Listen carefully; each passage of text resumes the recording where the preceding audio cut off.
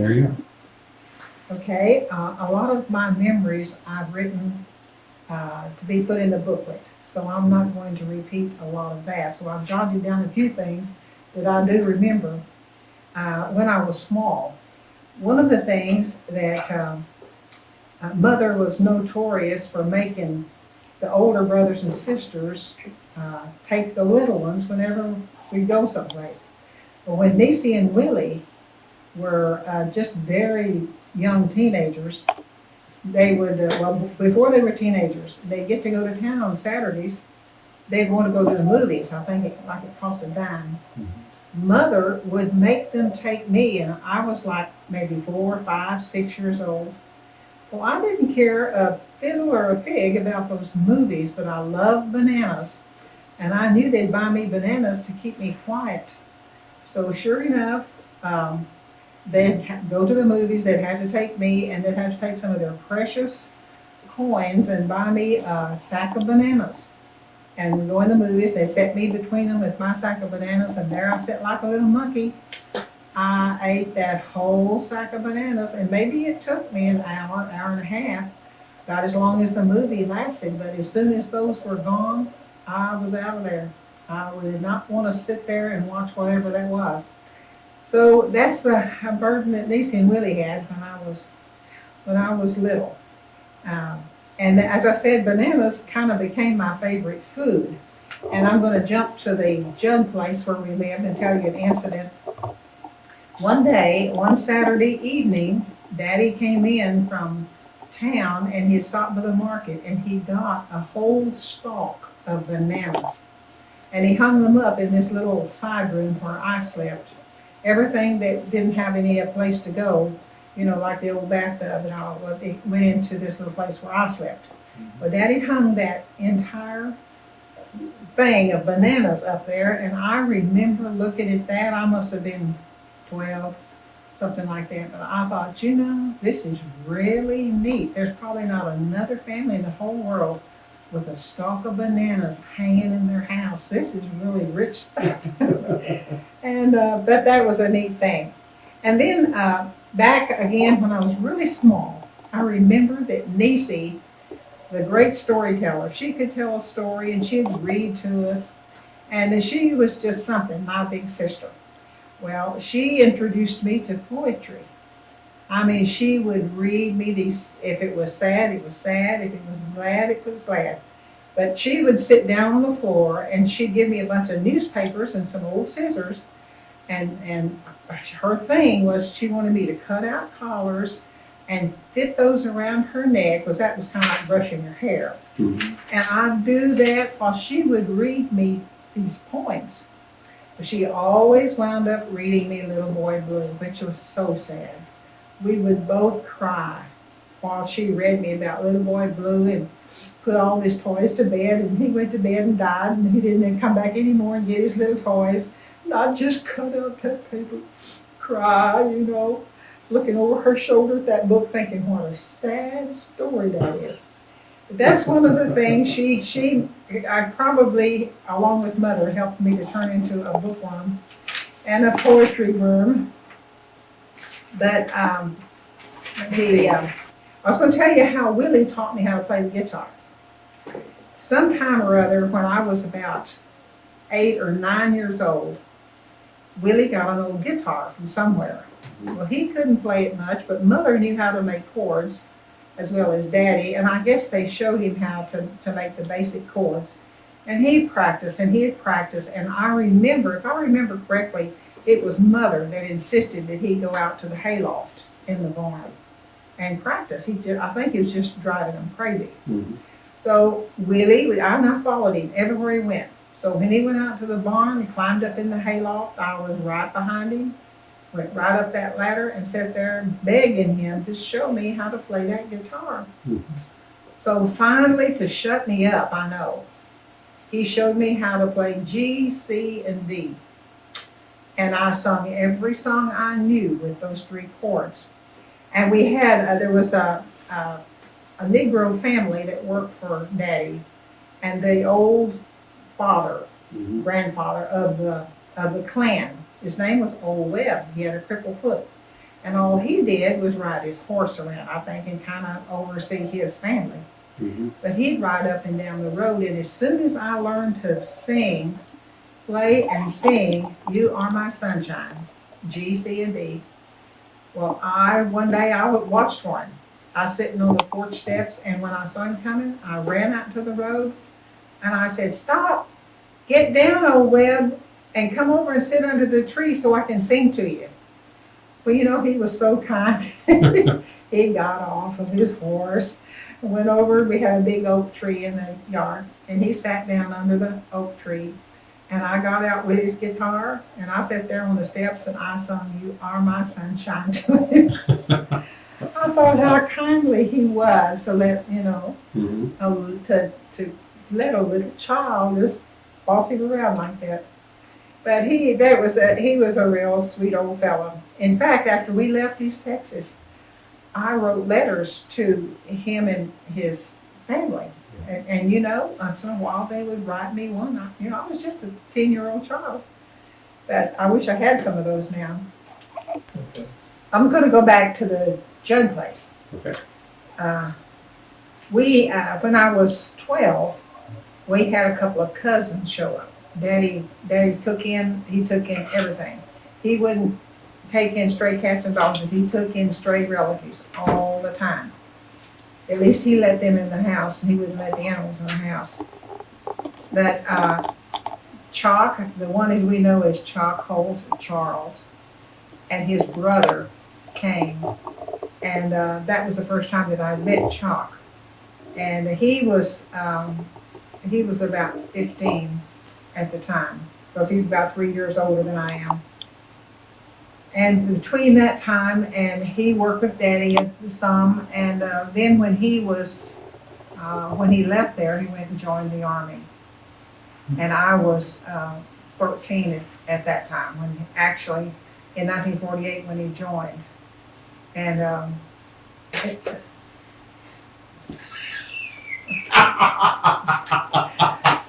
but anyway, he joined up, and as I think as everybody knows, he met Louise right off, and they became friends.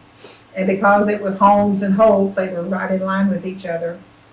And they got acquainted, became friends because they was together so much in line. And when they went through their boot training and eventually wound up in Japan, Charles suggested to him that he write to me. He said, "I have a cousin in Texas. If you'll write to her, she'll write to you, and you'll get some mail that way." So Louis, I was 14 years old when I got the first letter from Louis. I just barely 14 and started my freshman year in high school. And we started writing, and it was kind of just a interesting thing for the family. I'd read all those, a letter come, the whole family got a letter, see. But we got to writing, it's just almost a letter a day pretty soon. Because I don't remember any of the other letters, what they looked like, but I remember the first one, how neat it was. And at that time in my life and in school, we was always impressed with neat writing and the appearance of the thing on the paper, and it was so neat and perfect. And I thought, wow, now that's really unusual for a boy. So I remember the first letter, and I answered him back, and then he answered me back, and we just got started with this thing. And I wish I had all his letters now, because I'd have a diary of his life, because he wrote, that's all he had to write about. And I guess that's all I had to write about too. But unfortunately, we lost all those letters. He destroyed mine when he went to Korea, and his got burned up in the house fire that we had, when we moved out. But anyway, it was pretty neat when he came, but I'll wait about that. I'm going to tell you something else. When I was 15 years old, by that time we'd moved over across the field to the King place. The Judd place was the old house in the wheat field. The King place was the house beside the highway. The Murphy place was over toward Oklahoma, going out of the Union. So anyway, we lived at the King place, and for some reason or other, it was probably Friday night or Saturday night, Mother and Daddy had taken all the kids and probably gone to the drive-in movie or something. But anyway, I was left there by myself that night, not afraid, no problem. Nobody was afraid in those days. I was cleaning up the kitchen, washing the dishes, and I heard a commotion out in the yard at Daddy's pickup. So I run to the front door and looked out, and there was a couple of men trying to get gas out of the gas tank of that pickup. Well, without thinking in the least, I rushed out there and I said, "Y'all get down and get out. Daddy wouldn't like for you to be messing with his truck." And you know, I was just getting down the road, and I realized then that they were probably a little bit tipsy, you know. And I said, he said, "We're out of gas and we need some gas." And you know, so I said, "I tell you what, you go get in your car on the road, and I'll take the pickup and I'll give you a push. I'll push it." Okay. So they went back out and got in their car, and I got in Daddy's pickup, and I pulling around there and got behind them, and I took off. I mean, I went as fast as that truck would go pushing that load. It sounded like a freight train, but I bet I was going 80 miles an hour pushing those guys down the road, and I pushed them far enough down the road to get them away from the house. Mm-hmm. So I guess I was going probably 80 miles an hour, just a roaring down that road, and I'm them just guide that car, and then I just stopped, peeled off right quick, and turned around. And the last time I glanced back, that car was just careening down the road and fixing to go down the incline. It could coast a mile, you know, and over the end. But you know, it didn't occur to me that that might be a dangerous situation. I mean, 15-year-old kid, you know, I wasn't the least bit afraid. That's where we lived when Louis got in from Korea. He had a month or so furlough, and that he called me about this time. May the 26th is when he pulled into Seattle, and May the 27th they had a big parade. And we have the paper in Seattle, Washington, where all the soldiers were in trucks parading to wherever they processed them. Mm-hmm. And then he went across the country by train to Benton, Illinois. And then a day or two later, he called me, and so we talked to each other for the first time. And so you want to tell them about when you came and having to sleep with your father-in-law? Well, I got that wrote in memories. Oh, it's better to tell it than that.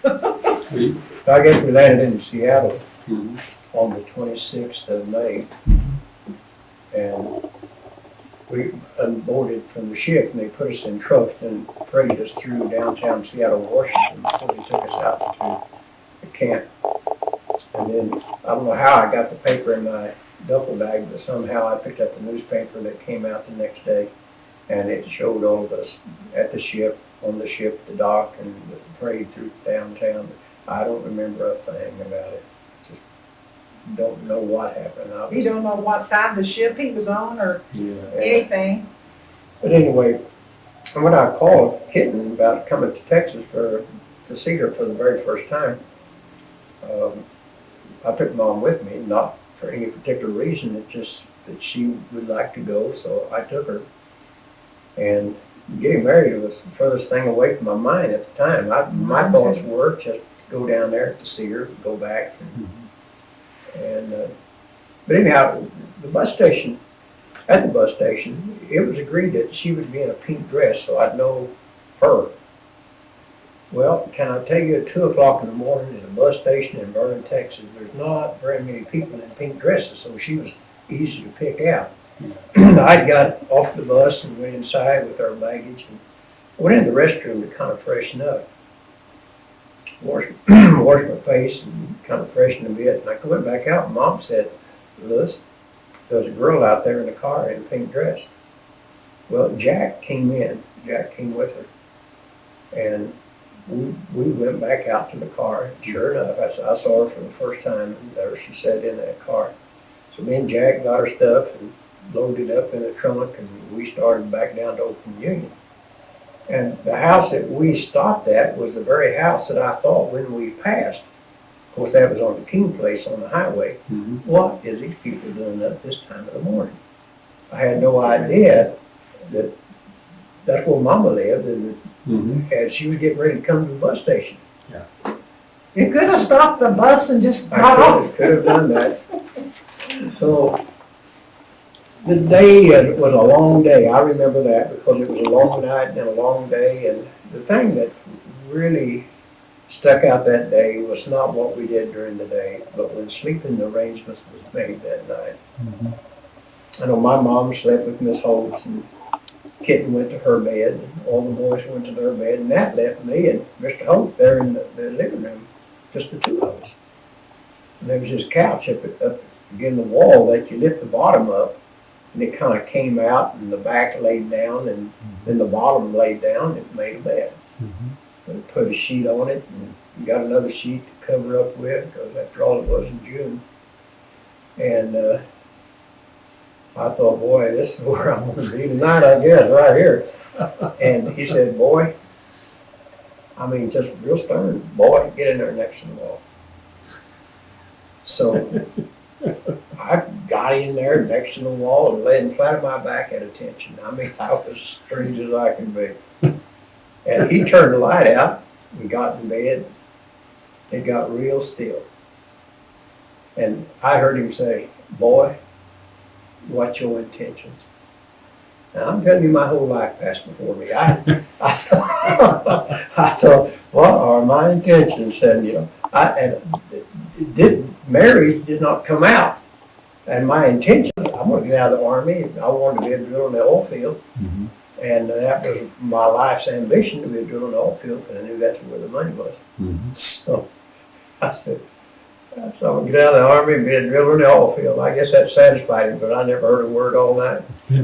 But I learned later, Mom told me here just the other day when we were talking about it, she said, he put you up against that wall so he'd know where you were all night long. He hadn't thought I hadn't of that. thought about that, 'cause, you know, I had no ulterior motives. I was, but that was my first experience with W.K. Holt. But you know, he did let us take his car. Anywhere we wanted to go, he let us take his car. We drove it over to Oklahoma. He didn't ask me if I had a driver's license, which I didn't. We got my car and went, and always had Jack with us. Mhm. Well, from the first, Daddy liked Louis. He liked it. He didn't like anybody else. He liked Louis. And I guess, now he sent Jack, I couldn't go across the street with him without Jack. Somebody had to, you know, be with us. And, but we went up into Oklahoma to see Chalk and Jetty. Mhm. And I didn't know, I didn't even think to ask. Louis didn't have a driver's license. I didn't think it needed My one. Yeah. land sakes alive.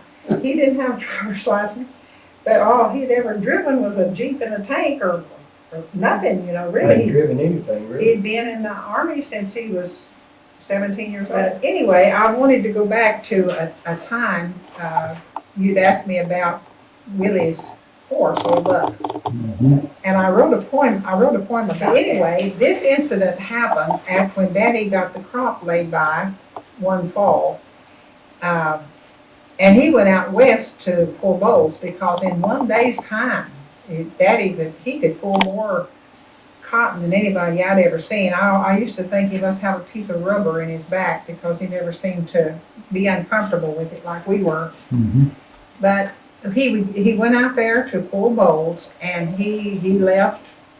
And Willie was the oldest boy at home. He was supposed to kind of look after things. And of course, Niecy and generally everybody pulled their load. But Willie especially was supposed to take care of things. Well, Mother, you couldn't predict what Mother would think or what she was going to do. But it came the election time, and it was in 1940, the election when Roosevelt was running again, and she was going to make sure that Roosevelt was elected president. So they were voting at the schoolhouse, which I suppose was 2 or 3 miles away. And then we had no way for her to get there. We didn't have a car or anything, so she decided that she'd just ride Willie's horse. Well, his hair just stood straight up because Old Buck was a real spirited horse. Mhm. And in fact, I can remember seeing when Willie would get on that horse, when he got his hand on the saddle and one foot in the stirrup, Buck would take off. And it was just like in the movies, you see them jump on the horse and it was going before they was on. Right. Well, Mother decided she's gonna ride that horse. And I mean, really, you know, he protested as respectfully as he could. But anyway, I wrote a poem about it. I'm gonna read that poem, and then we'll go on to something else. This is Memories of Old Buck. When Daddy left the place one fall for bowl pulling in the West, he left Big Brother in charge at home as the substitute man of the house. Now, Brother usually started slow with his chores around the place, but with Daddy's charge, the picture changed. Brother now kept things done apace. The key word was responsible. That's what Daddy had said. Brother remembered that seriously, and then Mama got this notion in her head. It was the big election time, and Mama determined to go vote. I'll ride old Buck. He will do fine. And Brother's heart jumped up his throat. Buck was his own, a spirited horse. Nobody else ever rode him. And if anything happened to Mama to face Daddy, he couldn't imagine. Mama's mind was set. It was final. I rode horses before you were born. And so she rebuked him for doubting. And Brother gloomily led Buck from the barn. He guided the horse right to the porch where Mama waited in riding regalia. This can't be happening, thought Brother, as Mama stepped from the porch to the saddle. Brother held his breath, waiting for Buck, and we all were. I remember standing there, waiting. Brother held his breath, waiting for Buck to throw Mama off his back. Instead, he trotted off up the road, a picture we'd never forget. Mama's full skirt flowed behind, her covering and color no lack. And old Buck acted like a pussycat all the way there and back. Then we understood horse sense. Old Buck displayed it his way. He too would have had to face Daddy if he had thrown Mama that day.